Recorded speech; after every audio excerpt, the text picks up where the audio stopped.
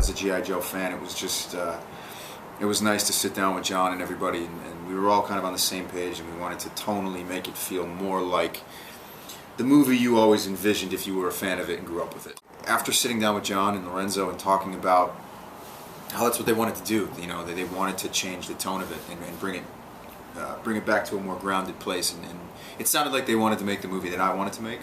And the second I heard that, I was in. Were you a fan of Flint? Was that one of your favorite characters? Yeah, he was my favorite character. Yeah, that's awesome. And this is really Flint's origin story in a sense. Yeah, I mean, he's, you know, usually for G.I. Joe, you're used to seeing him as a leader. It's Duke and Flint. Those are the two guys.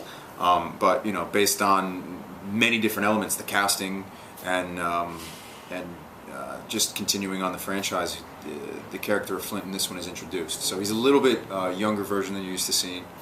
You know, he doesn't, but you see the characteristics of that character that we all know and love, and you know, we're going to watch him mature into the leader that we're all used to seeing. And you see the Flint J thing starting, and you know, we're building him into the guy that he is. And Duke kind of passes the torch in a sense. He does, yeah. You know, there's some stuff that happens with the Duke character, and you know, that's the great thing about G.I. Joe.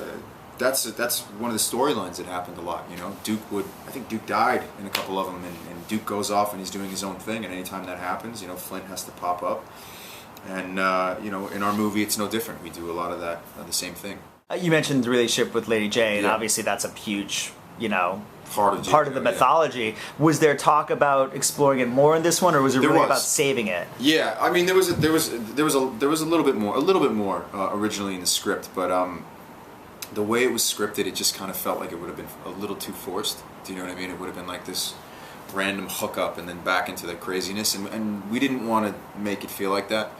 John and Adrian and myself, we all agreed that we wanted to kind of keep it, just tease it just enough, you know, like we all know what's there, show just enough, and then hopefully, you know, our hope is to continue this on. So if we do, then we'll flesh it all out, and we'll be lucky enough to have enough time to do it in a really good, natural way.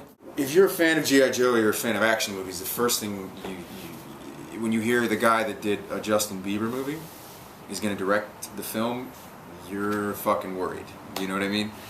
But John's an incredibly talented filmmaker, and if you held any actor or director and labeled them off of the first few things that they did, then we would never have anybody of talent, you know. And John's he's got impeccable taste. He's aesthetically, the way he captures movement is brilliant, and he's the biggest G.I. Joe fan in the world, you know.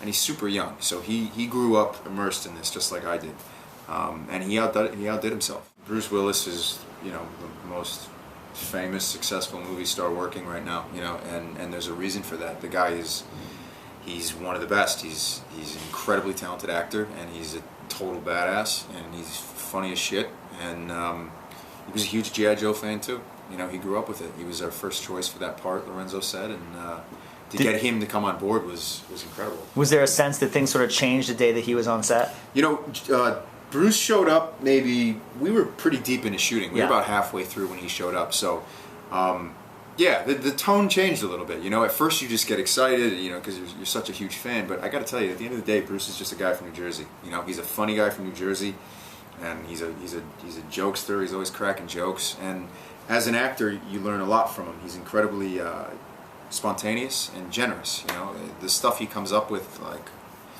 last minute and off the cuff, is you know, those moments tend to be the best in film sometimes, and that's how he makes movies. And he's also very giving too. You know, there'll be scenes where he'll give his stuff to the people around him because he understands that, you know,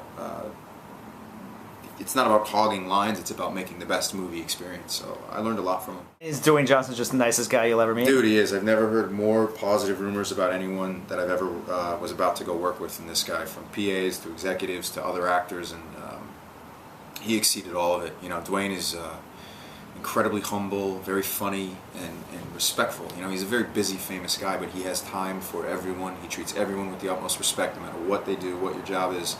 And, you know, just as a professional, he sets the bar really high. Going into a sequel and going into another film, are there, as a G.I. Joe fan, are there characters that you would like to see join the team, that you would like to see incorporate, like really obscure characters, like go as obscure as you want? Oh, dude, I want to see Serpentor. I want to see Tomax, Zaymot. I want to see Barbecue. I want to see Beachhead. He's a kind of a smaller. No, I know Beachhead. I love Beachhead. It was my favorite. I want to see Beachhead. I want to see. There's just tons, man. I want to see some. What were they called? The Cobra the androids. Yeah, I know Bats, what you were they mean. called Yeah, bats? bats. Yeah. Some bats. Shipwreck. Shipwreck. Maybe Quick Kick. I love Quick. I'm so glad you brought up Quick Kick. Yeah. Low Light was another one. He had a little beanie hat. Low Light with the great. sunglasses. Snow Job. Yeah. Snow Job. That was my first G.I. Joe. That was my first figure with Snow Job. Yeah. The big red beard. I mean, that's the great thing about the franchise. We could go on forever. There's so many.